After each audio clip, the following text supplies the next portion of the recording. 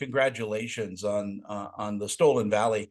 Um, you don't really see a lot of hard-nosed uh, uh, action, that stars women. They try to do it, but it seems to like there seems to be a haltness to it. And you guys really let go on this. I mean, there was, um, no doubt who you guys were in the film. So congratulations on those performances. Jesse, I'm going to give you the first question. The idea for this and all of that. How did it get to you, and why did you choose Utah to film in? Yeah, it started more of a because of the logistics of it. This was right during there was another movie I was working on, and then a little thing called COVID-19 happened. And in order to get the script that I had written, I had spent the last 9 months working on, we couldn't get, 20 people in a room. And so I thought, okay, I've had this goal to make this movie. It's been years, 15 years I've been waiting to make a feature film. We had saved up for 2 years. And I knew someone in Kanab, Utah, which is a small desert town way down in the south of Utah, almost on the Arizona border. And I had done a commercial shoot with him like 5 years before. Um, and he's like, I know everyone in town. I'm friends with the county. I like, if you never need to shoot anything, come here. And I had that voice in my head, and I'm like, what if I could write a movie just for that location? And then I started researching the area and learned about the indigenous background of that area and learned a lot about the Navajo people. And I said, okay, this is the story. We have a good why, we have a way to do it, and we can make this happen. And your cast is really spot on. We were just talking about that too. I mean, it's very, very nice when you have a cast that really does their homework and puts in 130%. Because it becomes a labor of love and it becomes a family, the production. So, yeah. Briza, you're amazing in this as Lupe. Tell me a little bit about Lupe's character. Thank you so much. First of all, Tony, thank you so much for having us. I'm super excited to be here. A little bit about Lupe. I came in thinking that she was gung-ho about saving her family, which she is, but there's something so noble about her, and she's so caring and giving and selfless that I feel like that's what makes her so badass. It's not that she can ride motorcycles, although that helps, or being a mechanic. It's just that she's just so willing to do anything that it takes to help those that not only she loves, but she also respects. So I hope that came across. Oh, it really did. And what a great scene partner you have in Allee. It's very rare that you have that kind of chemistry with your scene partner. But Allee, again, the same question is, tell me a little bit about your character. Maddie, she's a little insane.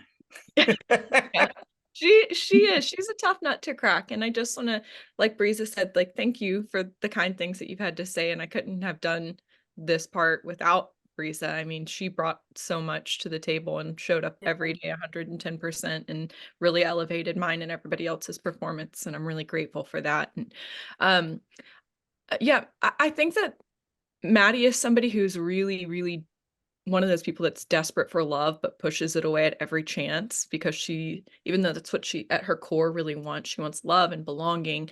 Her experiences in the past just have made her think that she's not deserving of that. She's not worthy of that. And it was just, there was a lot of really tough scenes. And I feel like Lupe was the first person that just kind of like stuck around and showed up and came back. And even though she pushed her away, she gave her everything that she's really been searching for in life. And oh my God, it was so much fun. We had the best time. Everything about this was hard, but I don't know that I'll ever have a chance to have a character like Maddie again. That's just that much fun. I think also, Jesse, you have to be a fan of modern Western to really pull this off. And Yeah.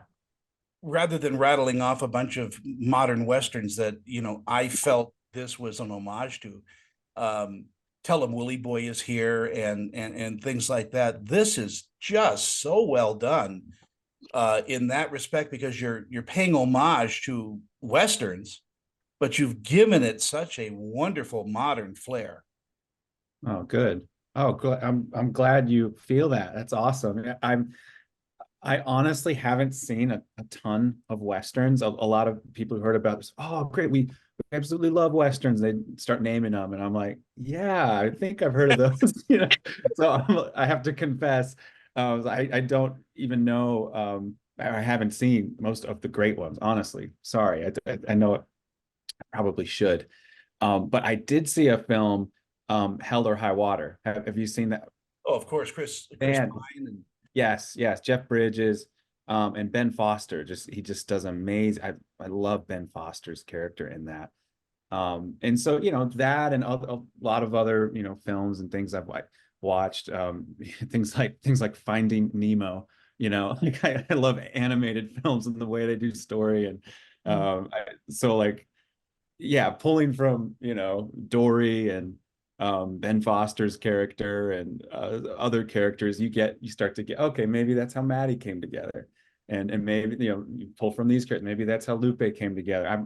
I get inspiration from a lot of places, but yeah, for the film to be in the same sentence as like films like Hell or High Water or other great West is a huge honor, because the intent was to make a good story about these characters in that world, and I didn't have a lot of hard references for the visual style or anything like that. It was really like, this is where we are, this is what this place looks like, how do we tell this story well?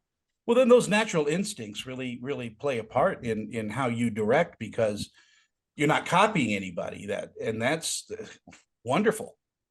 Yeah, I think that can help for sure. I think you can be over referenced with stuff, and it starts to pull back from the ability to create and for the actors to bring themselves to it, what they've worked on, what they've researched, what they're feeling.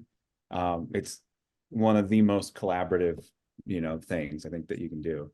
Allie, you should never go anywhere without a black Stetson. Yeah. I wanted to keep it so badly. I wanted in the boots. I don't know if you noticed the boots in the film. Oh. Those were actually, like, I wish I could have them, but the boots actually belong to our incredible wardrobe Yep. designer, Sam, who again, like with character, all those things help so much. Like putting the hat on, having a holster on my hip, having my gigantic belt buckle and the awesome boots. I was like, now this really every day like really brought something special. I wanted to keep the hat and the boots and even my holsters so bad, but we didn't get to. I think Sam still has them. But as an actress, I mean, and both of you doing such a great job, costuming has to inform your character. I don't think you can put on the character without clicking that last, Yeah. It does. Absolutely. Well, what do you think? Because I felt like when I wasn't there for your mechanic scenes, and I saw you, I was like, oh, Briza, in the garage. That was all Sam. I had to do my research because I don't really know too much about mechanics.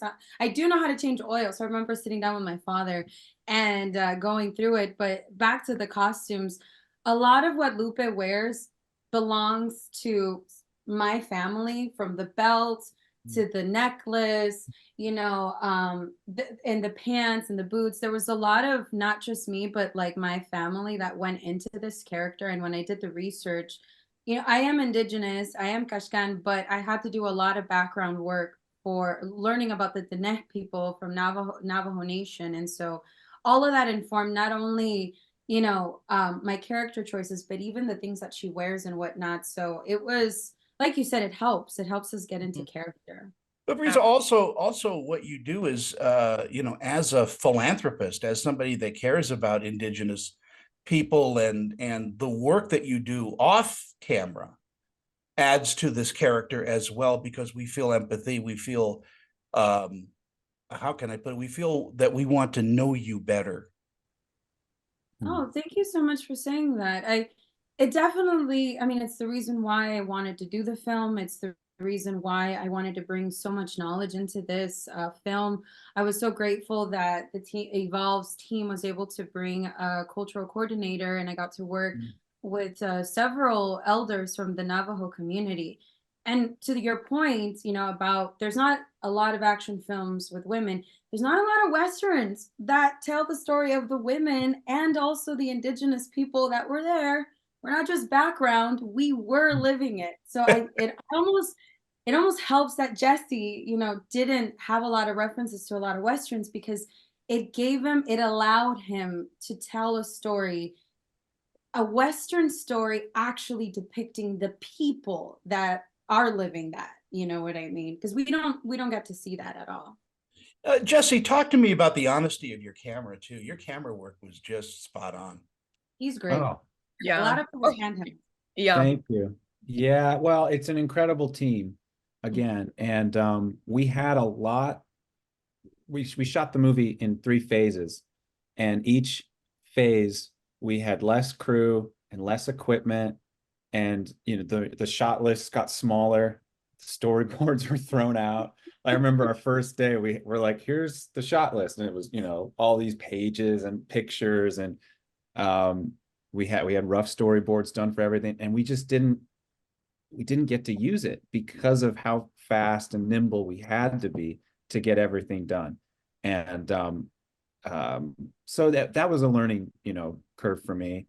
Was to know, like, hey, it's good to be prepared, it's good to have a plan, but at the end of the day, you might have 20 minutes to get the scene, and you have to focus on what matters, not some elaborate coverage of all of it. So that's a long way of saying it really just instincts. There wasn't a huge, like we had, I remember finishing each day feeling, oh, we didn't get all these shots that I wanted to get. And I was constantly like disappointed in myself and what we were able to pull off from But I a want to give focus you a standpoint. compliment, Jesse, because we Oh, never thank you. felt that. We never felt Jesse's great. disappointment. Everything about this shoot was hard. It just was. It was hot, it was cold, it was COVID, we were outside, it was raining, it was a blizzard, And and snowing. it was, but you know, everybody, we had the most amazing team. And like you said earlier, it really is a family. And Jesse never brought that to set, like never brought the disappointment or the feeling that we weren't getting it. And everybody just was like totally bought in. And the very first time I ever heard from you guys is like, listen, this is going to be a gritty production. But like I said, I had worked with them before, and I was like, no matter what, I'm like, if you'll have me, I'm there. And I want to also give a massive shout out to our crew, especially like Aaron Selden and Colin Noel, because those guys were crazy. It was very, very physical work for them, and they were like in it every day. And another compliment for Jesse is he just lets everybody do their job. Like he lets everybody show up and do their job, and he trusts them. And I think that makes everybody really want to do their best every single day.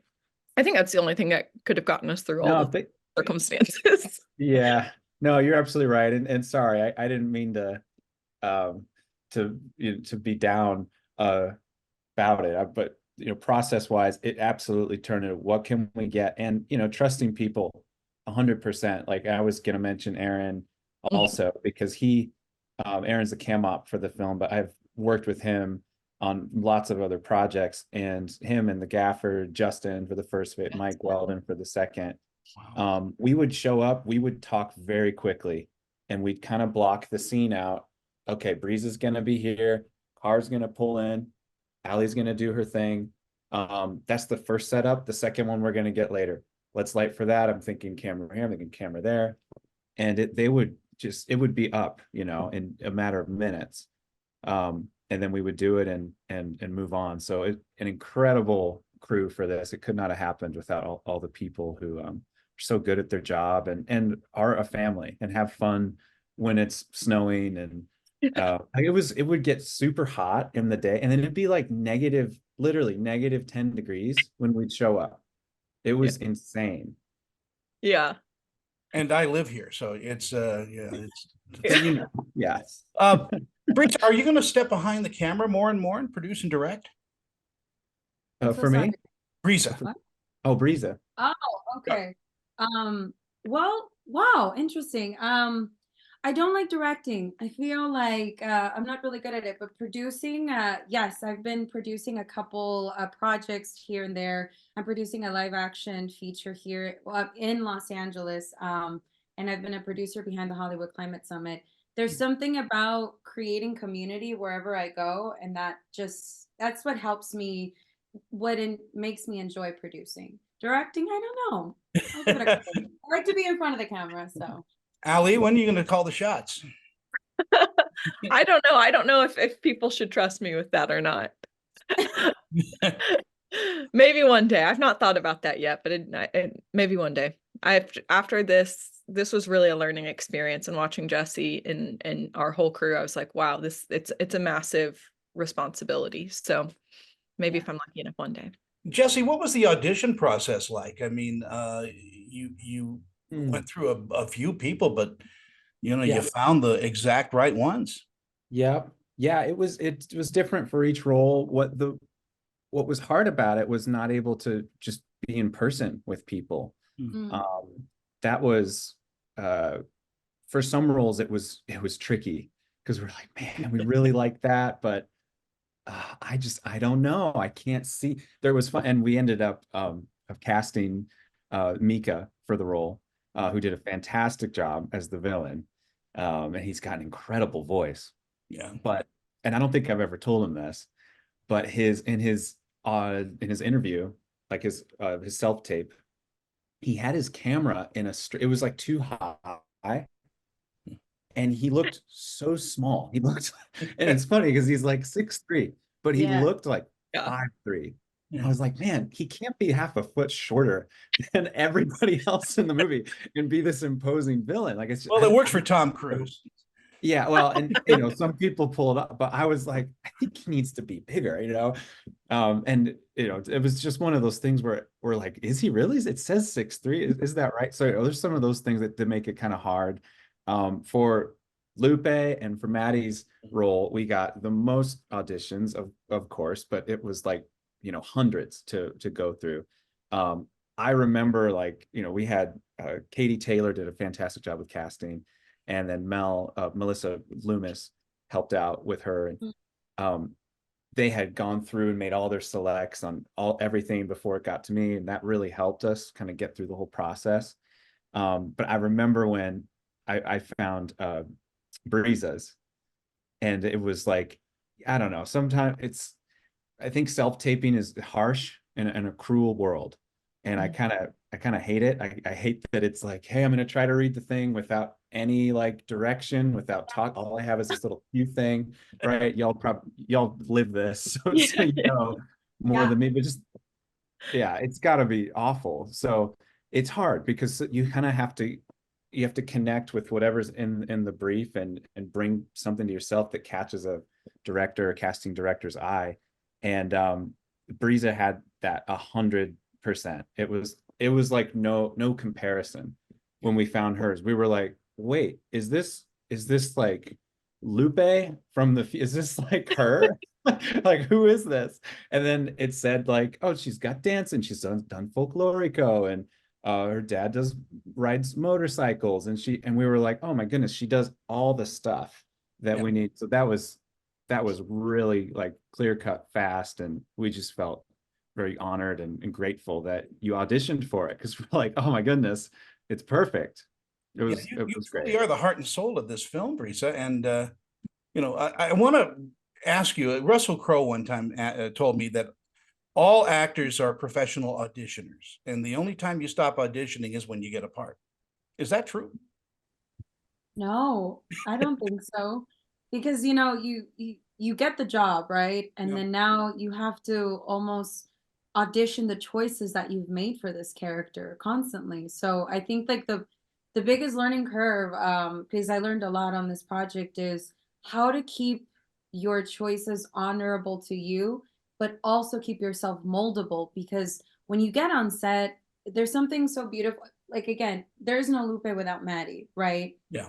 Getting to meet her, getting to know her energy as Allie, and then getting together as Maddie and Lupe, it changes things. It like almost electrifies something in you. Where you think it was one way, and then they give you a different response. So I personally think you're continuously auditioning the choices that you make, depending on like who's there. And I think that's what makes for a really beautiful scene is that when you're making the choices right there versus just like rehearsing something, That's kind of like how live theater is. That's like the beauty of it. One line can be said differently every show because there's something in the air.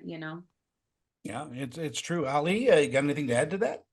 No, I think Breeze is exactly right. And it is amazing because you're getting so many different things thrown at you once you show up. And for us, I felt like every time we got in a scene together, we would rehearse. We were very diligent about rehearsing, and I really appreciate that about Briza. But like I would love to go through all of our takes because I felt like we worked so well together, and our energy and our chemistry just built and built. Were you allowed to go off script? Mm-hmm. Within reason. Some people took more liberties than others, but like I said, Jesse's very he mentioned this is really collaborative, and it was one of those things where and I love this about Brisa and Jesse is like we talked about everything, just talked and talked and talked and talked and rehearsed. And if something I would say like, well, why is this happening? Or what's behind this? And so we tweaked kind of as we went, but we had the benefit of really great writing. Yeah. Also, Tony, fun fact, this was the first time Allie and I met. We literally met Peekaboo Pizza for the Yeah. very first time. Okay. I had never worked with anybody at this film, and I was like freaking out. And their magic happened. Jesse and the entire team made some great magic, because I'd never met anyone. I was by myself in Kanab, and I'm just like, oh crap, we are gonna make a movie. Let's hope for the best. And it went great.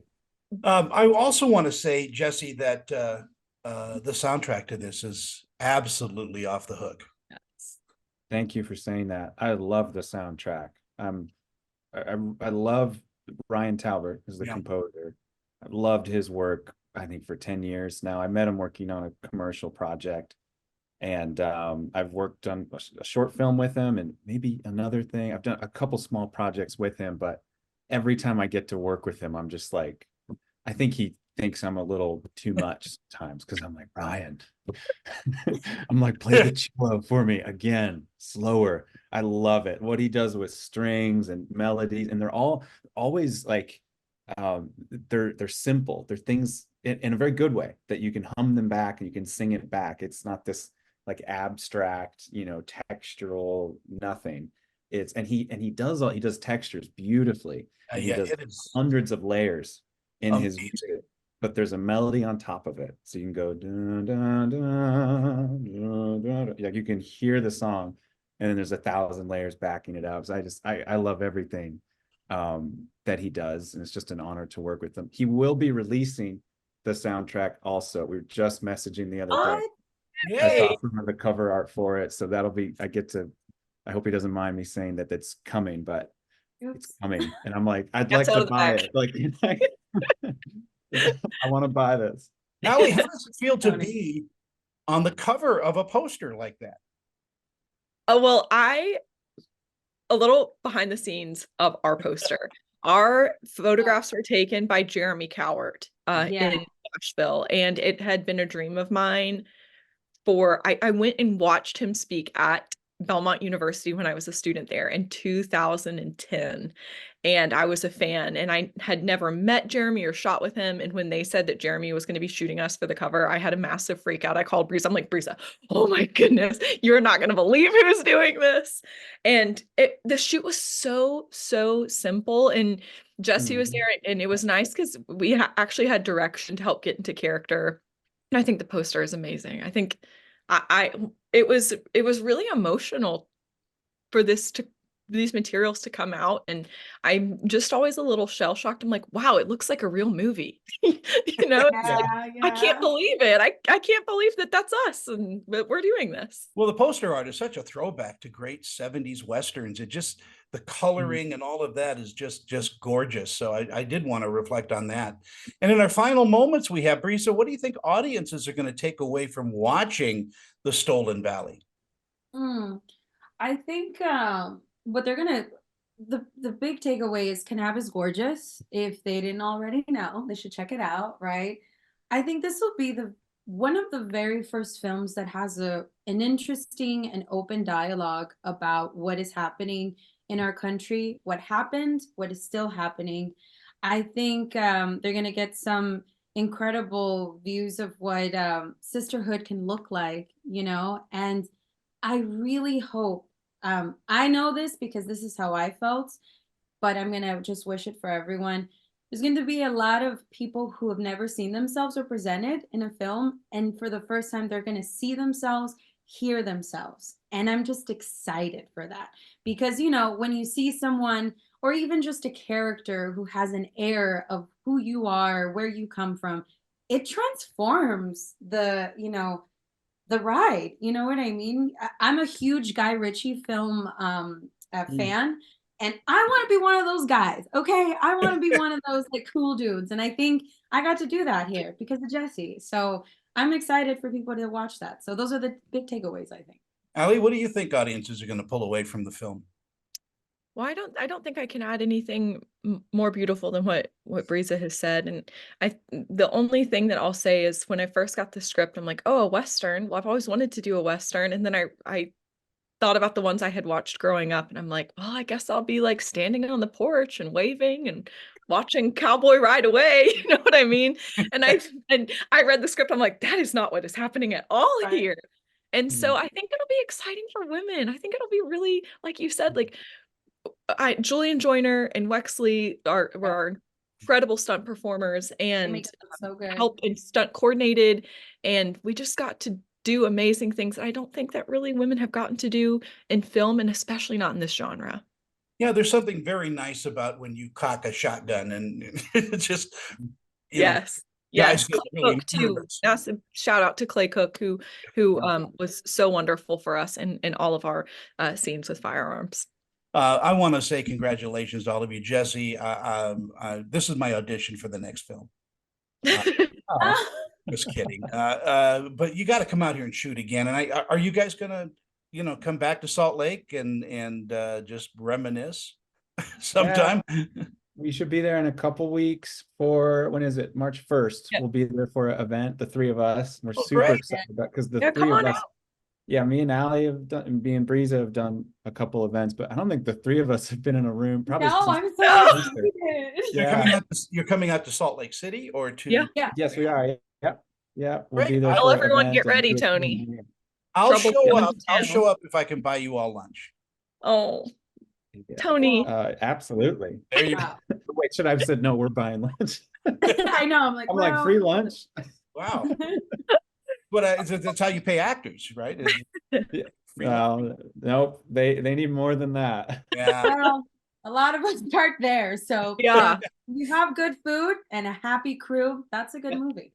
I am just over the moon on this film. It is such a great little movie, and you know, as tough as it was, I think audiences are going to feel that Butch and Sundance kind of camaraderie with you two, and you know, I want to see you guys do something else together. You know, maybe play detectives or something like that, because you guys had great chemistry. Thank Mhm. you. Thank you. Let's put that Yeah. manifestation out. Yeah. Thanks Thank you so much, This was a Tony. blast. Congratulations. Thank you. See you Thank you. soon. Talk to Okay. you later, and I love you all. Richard, We thank love you. you. Bye. See ya. Bye. Bye. Thanks a lot, Tony. Appreciate it.